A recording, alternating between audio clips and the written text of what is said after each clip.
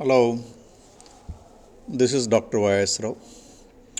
So, as a part of the computer organization and architecture, last session we have discussed about the significance of 8086 and the later generation CPUs, how it is made compatible, and the new modes, how they were introduced, like real mode, protected mode, virtual mode. In this session, let us discuss about the operating system which was developed for x86 CPU, that is 8086 CPU, means 16-bit microprocessor. In 1970s, it was named as a DOS operating system called disk operating system. It is called disk operating system because you are loading the operating system with the help of a floppy disk. Those days, the floppy disk was 360 kilobytes. Your computer memory is having hardly around 360 kilobytes. The CPU can address maximum up to 1 megabytes. No hard disk concept. So, since it is booted, operating system is loaded through a disk, that's why it is called disk operating system. Later on, Microsoft has purchased this operating system, so that's why it became MS-DOS. They continued for a few more years and then they converted into a Windows based operating system, and they supported for several years, but then finally somewhere in 2000 they have discontinued the DOS based MS DOS based operating system. But however, even till date, if you want to virtually run the DOS operating system in the latest generation computers, either in Linux or in Windows, the open source virtual environment is available called DOS box.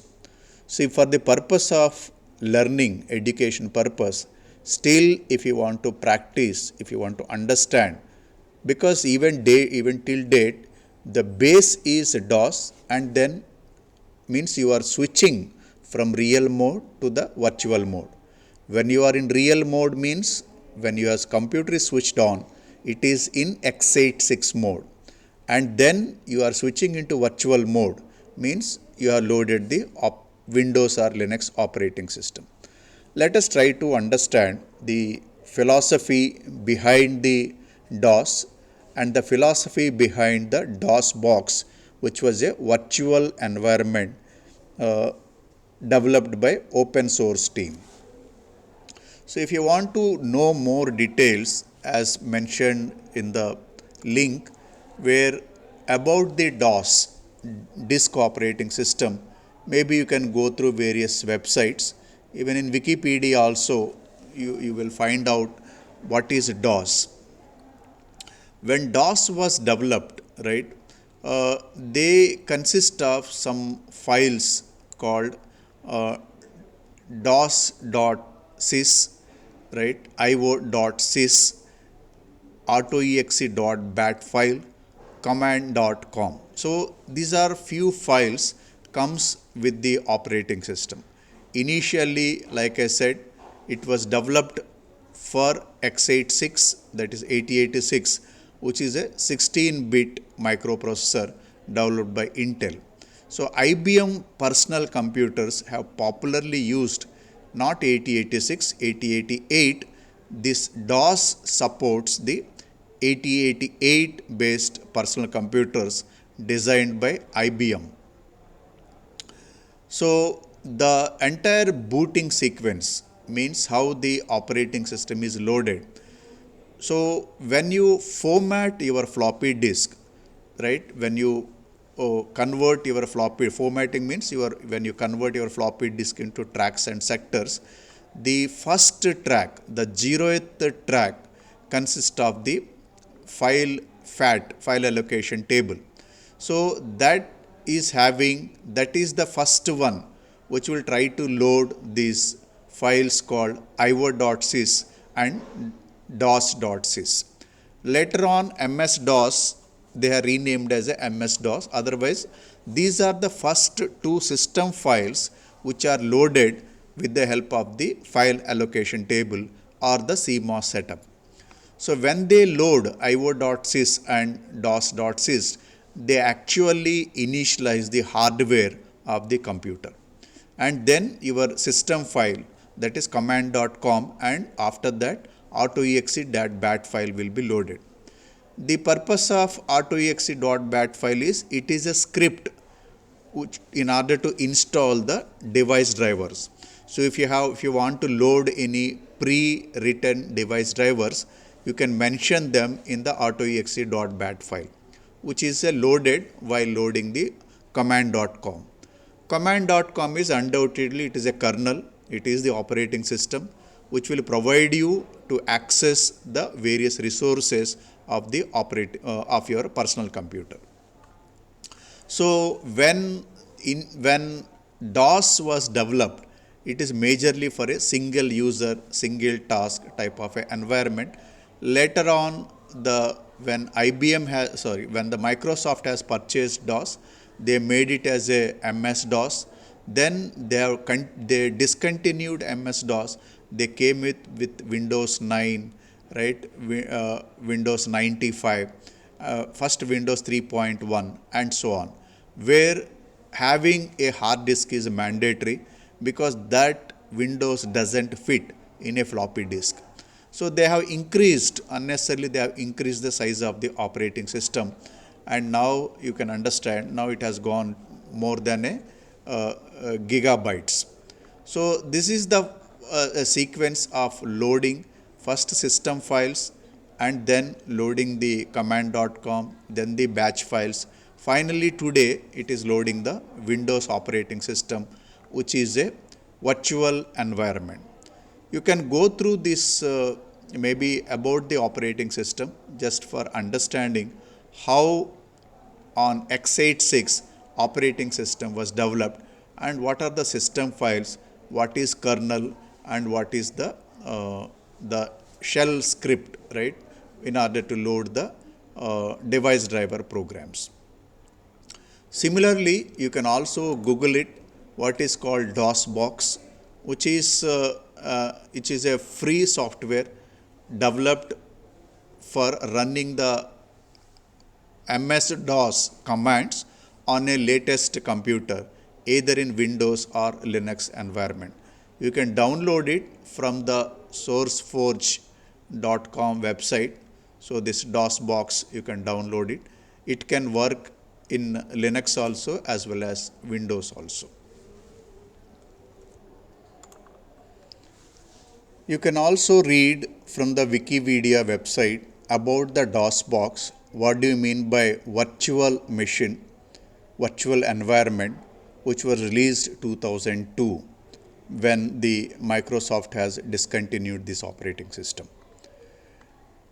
So what you need to understand is that in this virtual environment also, there are certain commands which were introduced for DOSBox, certain commands, how to use the virtual environment. Let me quickly demonstrate how the DOSBox looks like. Once you download it from this website, right, DOSBox latest version is available. Once you download it,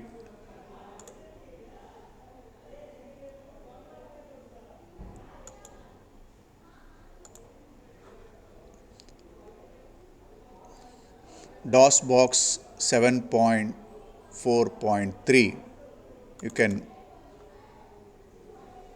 the command prompt looks like, as it says that if you want to understand about the DOSBox, is a command prompt, jet prompt is displayed, type intro, then it will provide you the list of commands, what are the commands you can use it. If you enter once again, it will show you further commands. If you enter once again, it will also show you how to mount various drives of your computer. If you enter it will show you, third time if you enter, it will show you the list of commands. Now list of commands means, say for example, alt enter for example is a full screen. So you can use as if no windows is available. You are completely at the command prompt.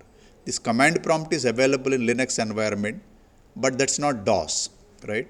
Now DOS means x86, means real mode. Now when you are in this command prompt in DOS mode, DOS operating system, only DOS commands will work, as if you are using 1970s or 80s operating system. No other command will work. Everything, for example, if I want to see the contents of the directory, I am supposed to type dir directory. So it will show all the files which are there in that Z directory, means operating system.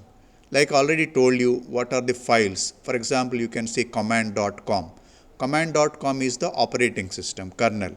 Autoexe.bat file. It is a script where the script will be loaded while loading the command.com in order to load the batch files. Batch files means the device driver programs. The io.sys.dos.sys is not visible. They are invisible files because they are the system files. They are hidden. So first they are loaded, then command.com, then autoexe.bat file will be loaded. So plus, being a virtual environment, they also provided some memory management related files like mount and so on. So those are some virtual commands which are available. Similarly, if you want to kill the DOS box, control F9. Right. So now I came back to my normal Windows environment. So this is how the DOS box, DOS virtual environment, you can use it in either in Windows or Linux environment. So similarly, if you want to mount, right, if you want to access your own directory which are there in your computer, for example, C directory you want to enter. So that means you first you copy your files, means you go to your C directory. For example, in C directory, let's say I have a masm folder is there. I already copied masm folder with some files which are my assembly language programs. So C is my root directory and masm is my folder. So if you want to access this file, then you have to mount it, right? Say mount, then C,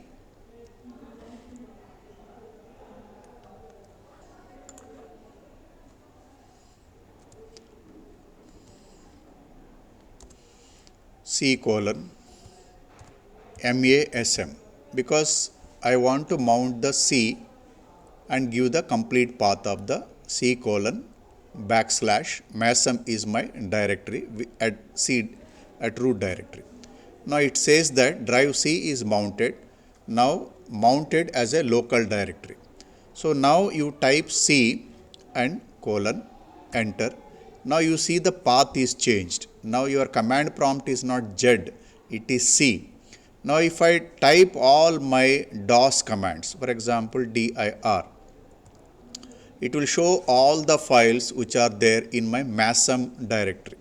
So this is just a beginning of what is how to install the DOS box and how to mount your directory, which is you have created maybe a root directory C or D whatever, and how to mount it so that now you are in your current directory where all your files are there.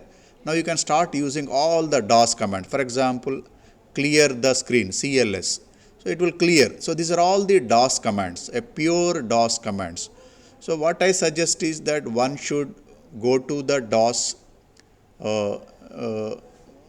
information. What are the commands are provided in 1970s and 80s? For example, how to create a directory, make mkdir, how to delete a directory, right? Delete the directory. or how to change the directory cd and change the directory, or how to come back to the previous directory cd dot dot, it will come back to the previous directory. So how to copy a file from one directory to another directory, how to delete a file from the current directory.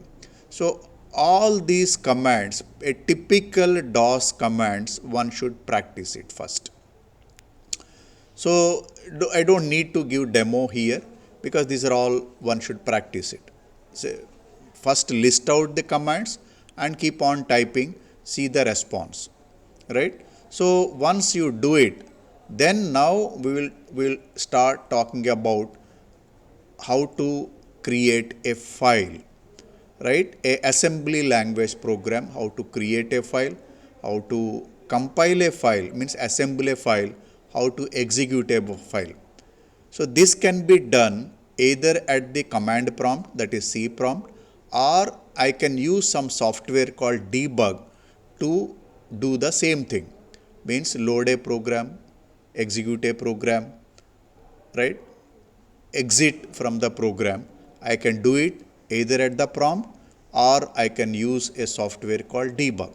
So my rest of the sessions is all about assembler, MASM, Microsoft Assembler, Microsoft Linker, and Microsoft Debugger.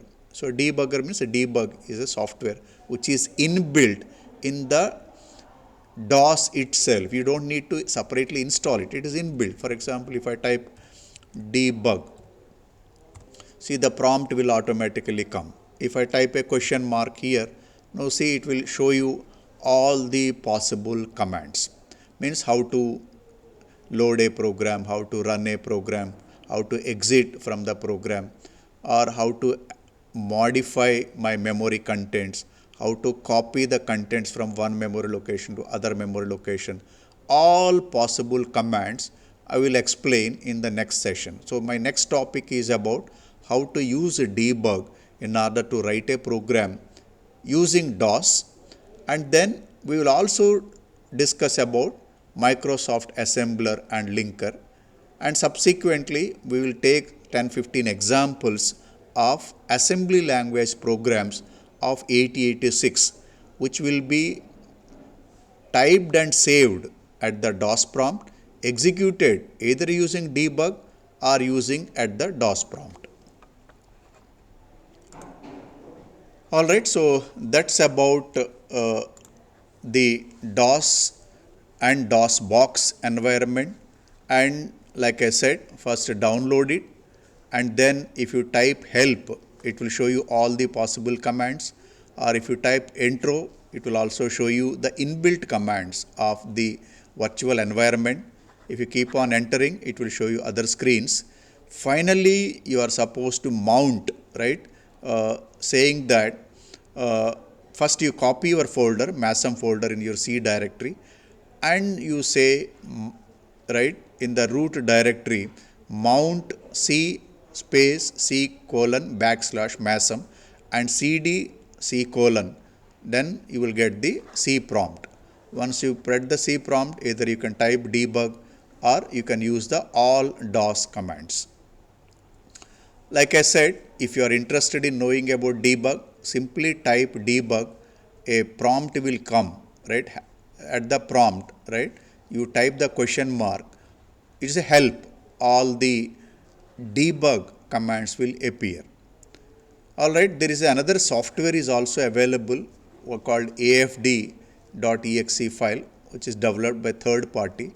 You can install it in your DOS folder, that is your C folder, and you can start executing efd.exe in order to simulate your programs, which is a third party solution. All right, then we will see how to use Microsoft Assembler, how to link the program, how to execute the program either at the prompt or using the debug. All right, so this is what do you mean by DOS, DOS box, and DOS environment in latest generation computers. The next sessions we will discuss about the debug and debug commands and Microsoft Assembler. All right.